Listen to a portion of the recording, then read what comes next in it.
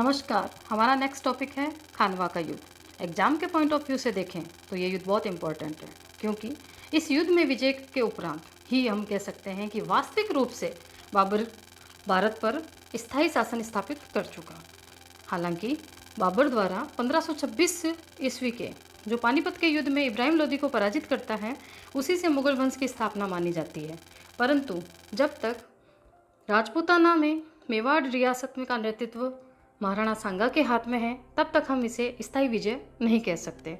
इसलिए बाबर द्वारा महाराणा सांगा पर आक्रमण करना अनिवार्य था। हालांकि सांगा द्वारा अपनी वीरता का परिचय बयाना के युद्ध में दे दिया गया है, परंतु उस युद्ध में बाबर की सेना का सेनापति सगर खां था। परंतु खानवा के युद्ध की बात करें तो खानवा के युद्ध का नेतृत्व स्वयं बाबर द्वारा किया गया था। इसलिए यह युद्ध अपनी विशेषता रखता है। वही 1527 हमारा चल रहा है। 16 फरवरी को एक युद्ध हुआ था, पिछले वीडियो में जिक्र कर चुकी हूँ, तो पता होगा कौन सा युद्ध, बयाना का युद्ध। इस युद्ध में बाबर का जो सेनापति है वो है सगर खां, और बाबर की सेना इस युद्ध में पराजित होती है। और विजय किसकी होती है? विजय होती है सांगा की। ठीक है, तो एक बार पराजित हो चुकी है बाबर की सेना, तो उसे भी पता है कि महाराणा सांगा कितना वीर है। ठीक है, और महाराणा सांगा की वीरता की अगर बात करें तो हमने पिछले वीडियो में भी अध्ययन किया है, जिसने मालवा मतलब मध्य प्रदेश, मालवा के शासक को पराजित कर दिया, जिसने गुजरात के शासक को पराजित कर दिया, जिसने दिल्ली सल्तनत के लोधी वंश के इब्राहिम लोधी की सेना को 2 बार खातौली के युद्ध में और बांडी के युद्ध में परास्त कर चुका है। मतलब इसने अपना लोहा सबसे मनवाया हुआ है। और यहाँ हम बात करें 15 फरवरी वाले युद्ध में, बयाना का जो युद्ध है वो स्वयं बाबर के सेनापति का युद्ध था, और उसमें भी विजय हुई है सांगा की। तो इस बात से परिचित है बाबर भी, तो कुछ ना कुछ तैयारी के साथ में प्रस्तुत होगा। एक वक्तव्य कहा जाता है कि बाबर को यहाँ आए काफ़ी लंबा अरसा हो चुका था, इसलिए उसकी सेना युद्ध करना नहीं चाहती थी। कुछ लोग कहते हैं कि भाई बयाना के युद्ध में देख लिया था कि सांगा की सेना जो कितनी वीरता के साथ में युद्ध करती है, इसलिए उसकी सेना युद्ध करने के लिए तैयार नहीं थी। तो दोनों पक्षों ने अपनी अपनी युद्ध से संबंधित कुछ तैयारियां की थी। तो हम बाबर की बात करें तो बाबर ने ओजपूर्ण भाषण दिया था। स्टूडेंट्स, अपने ओजपूर्ण भाषण से बाबर ने अपनी सेना को तैयार किया पुनः युद्ध करने के लिए। ओजपूर्ण, ठीक है, बहुत अच्छा भाषण है। इतिहास में इस भाषण की बहुत ही महत्व है। कहा जाता है कि किसने कौन सा भाषण दिया था अपनी सेना को तैयार करने के लिए, तो युद्ध में तैयार करने के लिए बाबर द्वारा ये भाषण दिया गया था। एक इसने क्या किया कि तमगा कर समाप्त कर दिया। तमगा कर क्या होता था स्टूडेंट? तमगा कर एक व्यापारिक कर था जो राज्यों के अंदर व्यापार करने के लिए लगाया जाता था। बाबर ने अपनी सेना को कहा कि वो तमगा कर समाप्त कर देगा, और अपनी सेना को उत्साहित करने के लिए इसने इस युद्ध को जिहाद का नाम दिया। जिहाद शब्द से तात्पर्य क्या है? धर्म युद्ध को जिहाद कहते हैं। इन्होंने इस युद्ध को धर्म से जोड़ दिया। बाबर का उद्देश्य एक ही था कि अपनी जनता को, अपनी सेना को कैसे ही करके इस युद्ध के लिए तैयार किया जाए। तो उसने इस युद्ध को जिहाद का युद्ध कहा। प्रश्न बनता है, बाबर द्वारा किस युद्ध को जिहाद का नारा दिया गया था? तो हम कहेंगे खानवा के युद्ध में। कुछ शब्द आते हैं इस युद्ध के दौरान, हम पढ़ेंगे तब। तुलुगुमा पद्धति और रूमी उस्मानी पद्धति, दोनों पद्धतियाँ क्या है? तुलुगुमा पद्धति सैन्य विन्यास की पद्धति है। इसमें सेना को 4 पार्ट में डिवाइड किया जाता है तथा रणनीति के साथ में युद्ध किया जाता है। एक आती है रूमी उस्मानी विधि, वो होती है तोप विन्यास की पद्धति। इसमें तोप को बीच में रख करके दोनों तरफ दाएं तथा बाएं कुछ बड़ी गाड़ियाँ या कुछ लकड़ियाँ इनसे जोड़ दिया जाता है, ताकि शत्रु पक्ष की जो सेना है वो एंटर नहीं कर सके। नेक्स्ट हम बात करते हैं तो बाबर द्वारा गाजी की उपाधि इस युद्ध के उपरांत ली गई थी। गाजी शब्द से तात्पर्य क्या है? गाजी से तात्पर्य है जब हम अपने धर्म के विरोधी को पराजित करते हैं, जो धर्म का विरोधी है उसे अगर हम पराजित करते हैं तो ये उपाधि ली जाती थी। अब गाजी की उपाधि लेने वाला इतिहास में पहला शासक आता है गयासुद्दीन तुगलक। ठीक है, बाबर द्वारा भी युद्ध के उपरांत गाजी की उपाधि ली गई थी। नेक्स्ट आता है पाती पेरवण। ये प्रयास था महाराणा सांगा का। किसका प्रयास है ये? सांगा का। महाराणा सांगा, संग्राम सिंह, इनके द्वारा पाती पेरवण की गई थी। अब स्टूडेंट, बात आती है पाती पेरवण क्या होता है? पाती पेरवण राजपूतों की बहुत प्राचीन परंपरा थी।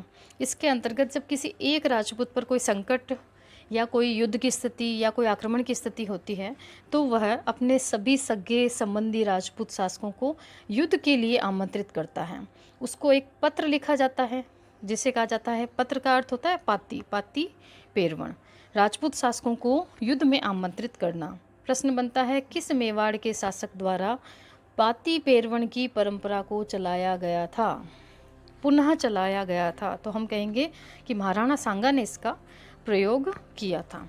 इसी प्रकार अगर हम युद्ध की शब्दावली में तमगागढ़ समझ चुके हैं, तो हम नेक्स्ट बात करते हैं कि इस युद्ध में पाती पेरवण के तहत कौन कौन से राजा या रियासत या राजकुमार या सेनापति उपस्थित हुए थे।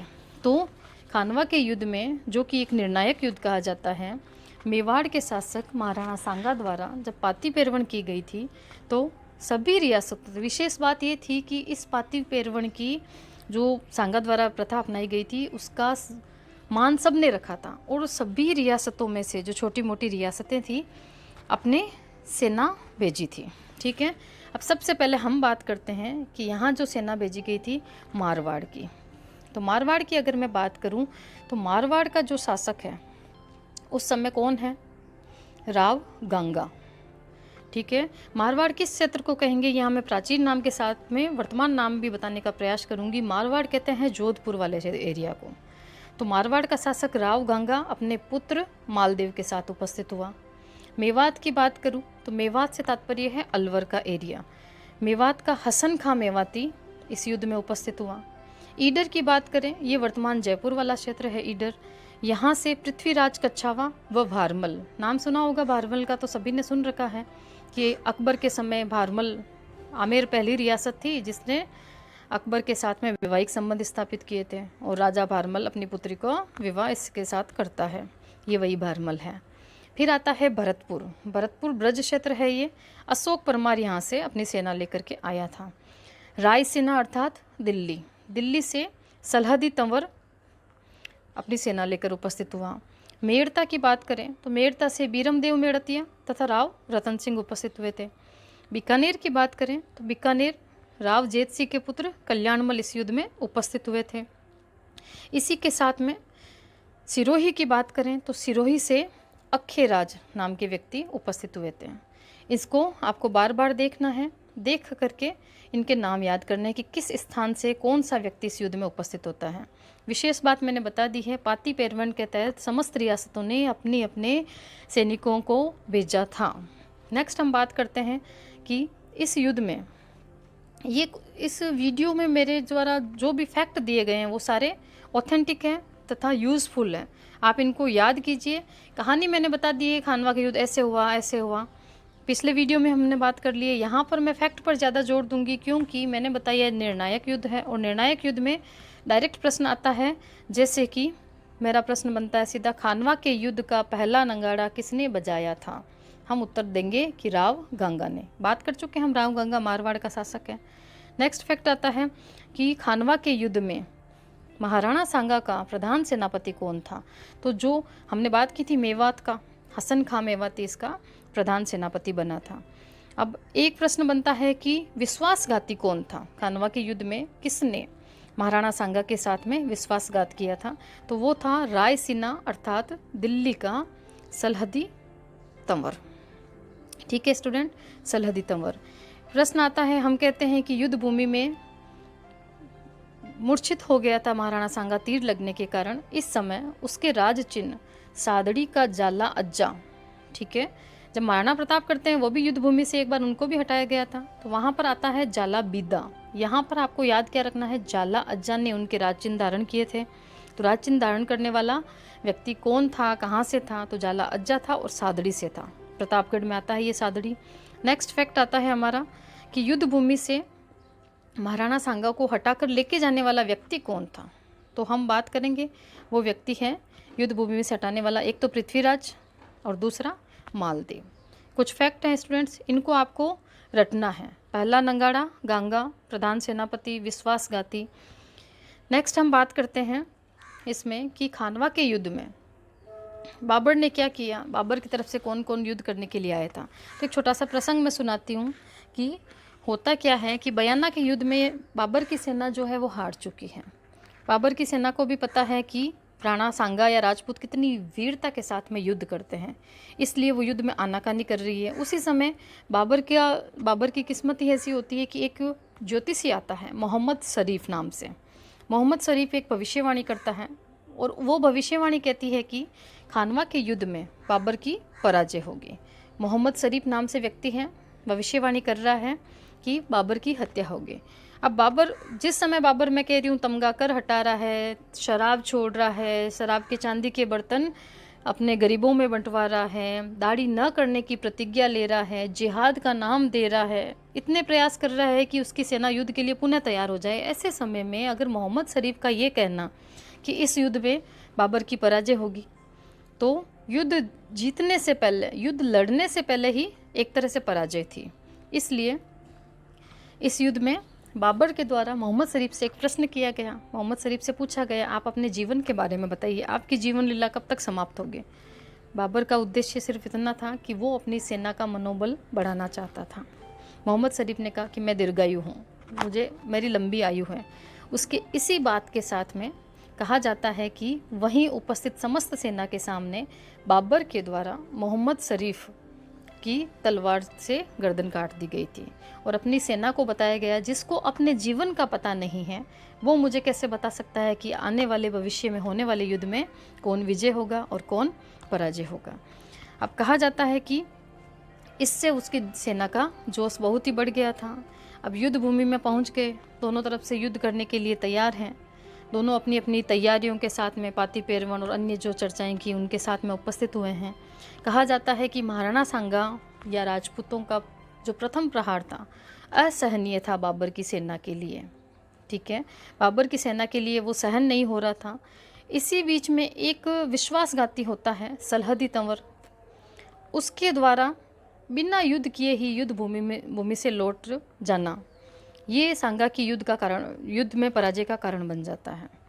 ठीक है, खानवा के युद्ध में बाबर की तरफ से जो सेनापति होते हैं वो होता है मेहंदी ख्वाजा। कौन होता है? मेहंदी ख्वाजा। उसके पास में तोपखाना होता है। तोपखाने का नेतृत्व करने वाले होते हैं उस्ताद अली और मुस्तफ़ा अली।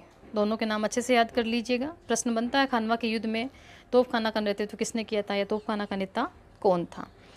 अब जब युद्ध हो जाता है, सलहदी तंवर के विश्वासघात के कारण विजय समझो, या फिर जब बाबर के परिप्रेक्ष्य में पूछा जाता है कि इस युद्ध में आप विजय का श्रेय किसे देना चाहते हैं, तो वो इस विजय का श्रेय देता है अपने तीरंदाजों को।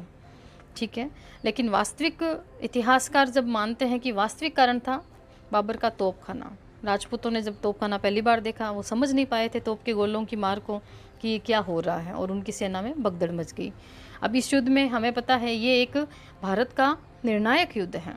इस युद्ध ने ये बात स्थायी कर दी कि मुगल राजवंश की स्थापना हो गई है। प्रश्न बनता है, मुगल राजवंश की स्थापना भारत में किस युद्ध के उपरांत मानी जाती है? सीधा सा उत्तर हम देंगे, पानीपत का युद्ध।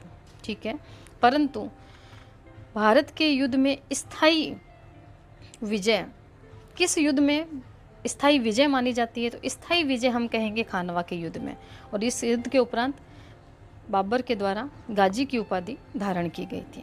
ठीक है, अब इस युद्ध की जो सैन्य व्यूह रचना है उसे समझने का हम प्रयास करेंगे। सैन्य व्यूह रचना के तहत हम देखेंगे कि जो सेना है, इधर की तरफ हम बात करें ये बाबर की सेना है, इधर की तरफ हम बात करें तो ये सांगा की सेना है। तो एक बात मैं पहले ही कह चुकी हूँ कि सैन्य विन्यास की तुलुगुमा पद्धति का प्रयोग किया गया था। किस पद्धति का प्रयोग किया गया था स्टूडेंट्स? तुलुगुमा पद्धति का। अब तुलुगुमा पद्धति क्या होती है इसे आप समझिए।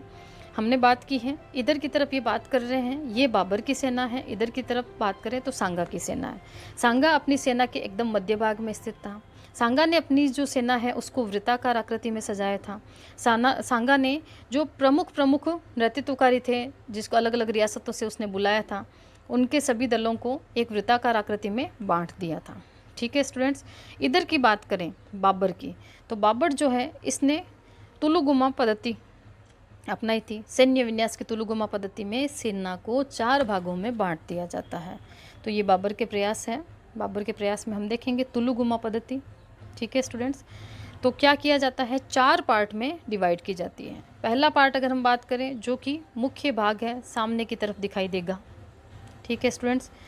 दूसरा भाग है जिसका नेतृत्व किया था उस समय के लिए मेहंदी ख्वाजा ने, ठीक है, प्रधान सेनापति भी है, जमाई भी है। तीसरा पार्ट था, उसका नेतृत्व कर रहा था हुमायूं, जो कि बाबर का पुत्र भी है। एक पार्ट बाबर रखता था। तुलुगुमा पद्धति में क्या होता है कि सेना का कुछ भाग सबसे पीछे की तरफ आराम करने के लिए, रेस्ट करने के लिए रखा जाता है, ठीक है। 4 पार्ट में डिवाइड है सेना। अब बात ये आती है कि सांगा की सेना वृत्ताकार आकृति में बढ़ती जा रही है, बढ़ती जा रही है। सामने की तरफ बाबर की सेना है। दोनों में आपस में अगर बात करें तो टक्कर होती है, दोनों के अंदर युद्ध होता है। इस समय जो तुलुगुमा पद्धति है वो कहती है कि दाईं तरफ तथा बाईं तरफ, दोनों तरफ अगर बात करें, दोनों तरफ से सेना को घेरने का प्रयास किया जाता है, ठीक है। जब इस तरह दोनों तरफ सेना को घेरने का प्रयास किया जाता है, जिस पक्ष की सेना में कमी महसूस होती है तो रेस्ट करने वाला जो पार्ट है, जो रेस्ट कर रहा है, वो अपनी सेना उधर की तरफ भेज देगा। उसी प्रकार अगर लगे कि विपरीत इधर की तरफ सैनिकों की कमी हो रही है तो रेस्ट करने वाला जो पार्ट है वो इधर सेना भेज देता है। और इनका उद्देश्य क्या है, इनका उद्देश्य ये है कि दोनों तरफ से घूमते हुए शत्रु पक्ष की सेना को घेर करके उसको समाप्त कर दिया जाए। अब कहा जाता है कि युद्ध का प्रारंभिक वार बहुत खतरनाक था। हालांकि इन्होंने घेर लिया था, परंतु यह जो वृत्त है, इस वृत्त को नहीं भेद पाए थे, सांगा की सेना के वृत्त को नहीं भेद पाए, एंट्री नहीं हुई थी इनकी। परंतु इसी समय कहा जाता है, हमने बात की है रायसीना के सलहदी तंवर। यहाँ अगर हम सोचें कि यह एक जो पूरा पार्ट है ये बिना युद्ध किए ही यहाँ से चला जाता है, तो इस वृत्त को तोड़ने का बाबर की सेना को मौका मिल गया। और यहीं से हम मानते हैं कि बाबर की सेना इस अंदर प्रवेश कर गई। और इसी समय कहा जाता है कि जब बाबर सामने से वार कर रहा था तो महाराणा सांगा जो है, इनकी आंख में तीर लग गया और इन्हें युद्ध भूमि से हटा लिया गया। कुछ इस तरीके से खानवा युद्ध के ये फैक्ट हैं। उनकी सैन्य व्यू रचना को समझना आवश्यक होता है। हमें ये देखना होता है कि क्या कारण था जो ये युद्ध हो रहा है। अंत इसका देखना होता है कि क्या इसका परिणाम रहा। तो हमने बताया है कि बाबर ने कौन से प्रयास किए थे। अंत में बाबर कहता है कि नहीं, तीरंदाजों की वजह से मैं जीता हूँ। लेकिन सच्चाई ये है कि तोप खाने की वजह से बाबर की जो है विजय हुई थी। ये हमारा छोटा सा खानवा का युद्ध है। इस युद्ध में विजय किसकी हुई है? बाबर की। और पराजित कौन हुआ है?